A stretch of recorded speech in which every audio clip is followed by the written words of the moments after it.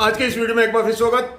आज का जो विषय है वो लर्निंग के लिए आपको नियमित और व्यवस्थित ट्रेनिंग करनी पड़ेगी। यदि आपको ज़िंदगी में आगे बढ़ना है तो आपको सीखना पड़ेगा और सीखने के लिए आपको व्यवस्थित और नियमित ट्रेनिंग करनी पड़ेगी। एक परफेक्ट कोच के अंडर में, गाइडर के अंडर में, मेंटेनर के अंडर में आपको एक नियमित ट्रेनिंग करनी पड़ेगी। कई लोग अपने भाग्य को कोसते हैं कि मैं तो इस परिवार में, ऐसे परिवार में जन्म हो गया कि मेरे को कुछ नहीं आता है, अब कुछ नहीं आता है। ऐसा नहीं सोचना है आपको। कई बच्चे, जैसे मान लीजिए कोई बच्चा ट्रेनिंग करने के लिए दूसरे शहर से रह रहा है, इंस्टीट्यूट के आसपास में किराया पर रह रहा है, उसने खाने के लिए टिफ़िन बनवा रखा है। एक दिन किसी वजह से टिफ़िन नहीं आया, बच्चा भूखा सो गया।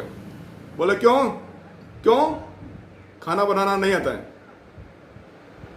25 साल के बच्चे को खाना बनाना नहीं आता है, अच्छी बात नहीं है, और उस कारण से भूखा सो गया।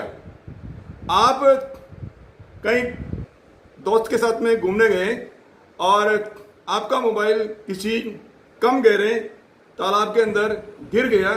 अब उसको आप निकाल नहीं पाए क्योंकि आपको तैरना नहीं आता है।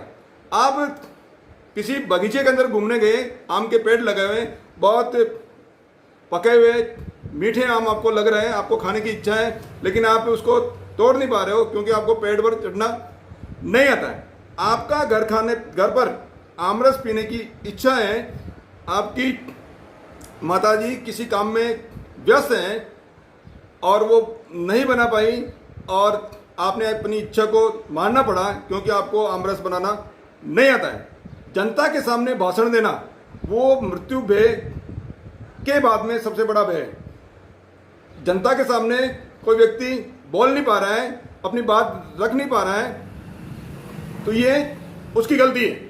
तो ये सब इन कमजोरी को लिए हुए क्या हम जीवन पर्यंत अपना आजीवन अपनी अक्षमता दिखा दे रहे हैं? ऐसा नहीं करना है। आपको इस कमजोरी को, जो भी आपको कमजोरी है, उसको ट्रेनिंग लेके सीख सकते हो और आगे बढ़ सकते हो। इसको सीखने के लिए आपको एक प्रशिक्षक के गाइडेंस में, प्रशिक्षक की गाइडेंस के अंदर आपको व्यवस्थित रूप से ट्रेनिंग लेनी पड़ेगी। आप यदि दौड़ रहे हो,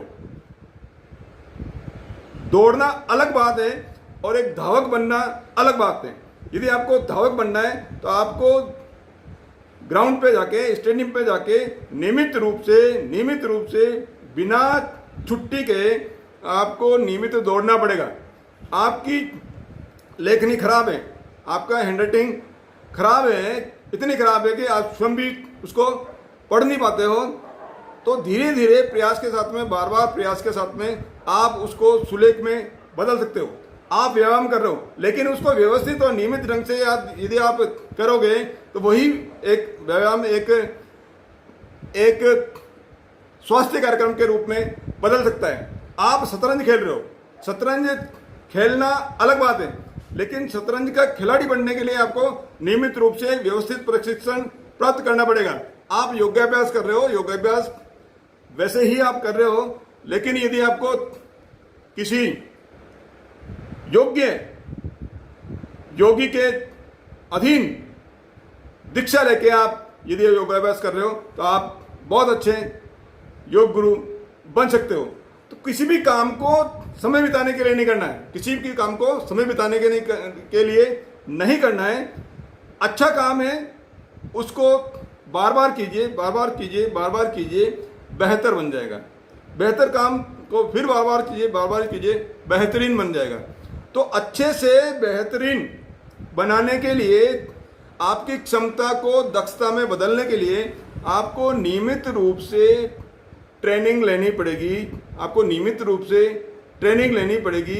इसके लिए ये जो लर्निंग एनवायरनमेंट है, सीखने का जो एनवायरनमेंट है, वो आपको बनाना पड़ेगा।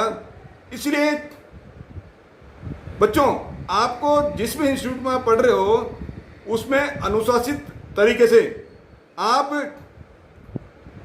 मन लगा के ट्रेनिंग लीजिए।